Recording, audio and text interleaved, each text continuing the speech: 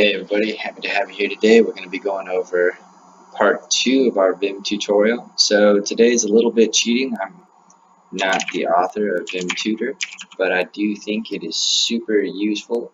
Somebody put a lot of effort into it, so I want to make sure that you guys are aware of it, know how to use it, know where it is. So from here in my bash prompt, I'm going to type Vim Tutor and hit enter. It's going to open up here for me in just a second.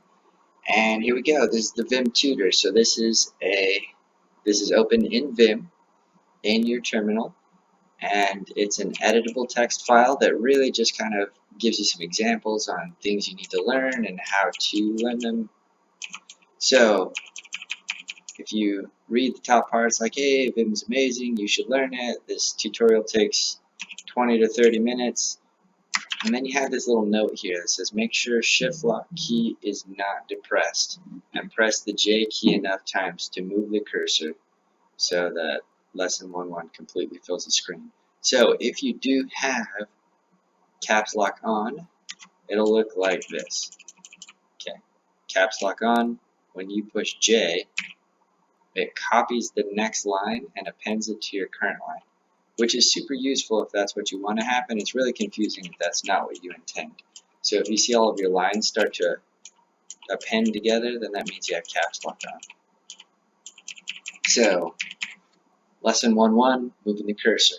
K goes up, H goes left, L goes right, J goes down. Get used to those. The more you can use them, the better it will be for you. Make them muscle memory. Okay, so practice just scrolling around with HJK out, get used to it, get used to the feel for it, wait until it's second nature, and then move on to the next portion. So the next portion is how to exit Vim. So from normal mode, you're going to hit the escape key, and then you're going to type :Q exclamation. So when I say type colon, I literally mean push the shift key and the semicolon key at the exact same time, and it'll type a colon and it'll put you down in command mode down at the bottom. So if you happen to be practicing this exiting Vim section and you accidentally exit the Vim Tutor, it's not a big deal. Just type Vim Tutor again. It'll open up for you. And then you're just going to press J and scroll back down to where you were previously and resume. So it's okay if you want to practice a couple times, :Q bang, get out. Type Vim Tutor, come back. Get used to these commands. The more times you type them, the better it will be, and the more easily you'll remember it. So here I am in the center of the screen, my cursor. I'm pushing L to move over. You can see I have some duplicate letters here. So section 1.3 is about text deletion. So if you are in normal mode and you push the X key, it will delete the character under the cursor. So I go over to the D and hit X and it deletes it. Hit X and it deletes it, X and it deletes it. Very exciting stuff. It's really, really useful. Every now and then you'll accidentally misspell a word and you just want to delete that character. So hit X and it will delete the character that's currently under the cursor. Again, don't memorize this stuff. It's more important to just practice using it.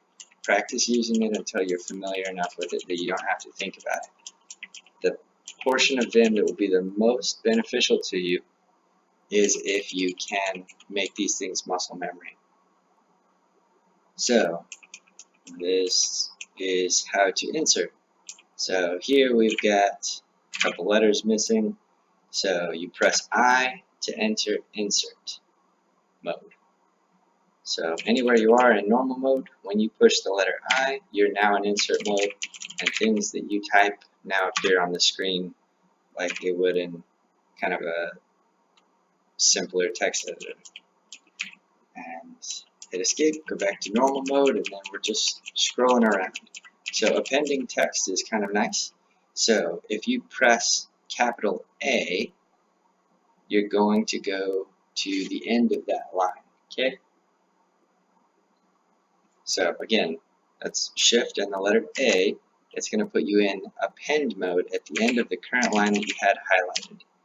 And type out what you need to, and then hit escape and get back into normal mode. You can scroll around. So again, that's Shift A, or typing the letter capital A. Will put you in append mode at the end of the current highlighted line. It's very useful. There would be tons of times when you're right in the middle of the line and you forget your semicolon at the end of a line. Shift capital A to the rescue, add that semicolon and move on. So, editing a file. If you've made changes to a file and you want to save them, here is the command for that. So it's :WQ. The mnemonic for that is write quit. So you write it out and then you quit it. And then you got a nice little summary. Remember all the stuff you just learned. Chapter 2 is kind of or lesson 2 is continuation. DW is one of my favorite commands. So deletion commands, D is for delete and W is for word. So if you type DW, it deletes from the cursor to the end of that word. And Vim's pretty intelligent, it knows what makes up a word. So it deletes either to white space or to the next punctuation or something like that. Super useful, you'll use it all the time. So again, practice this. They've got a cool example here where they've got some words that don't belong, and just, delete those words. More deletion commands. So this is kind of an interesting one. If you type D and then the $sign, it will delete from your current cursor position to the end of the line. So say you've got, I don't want this arrow on here anymore. I'm going to push the letter D, and then I'm going to do Shift 4, and that deletes from your current character position to the end of the line. It's really good stuff. It's very useful. There'll be lots of times.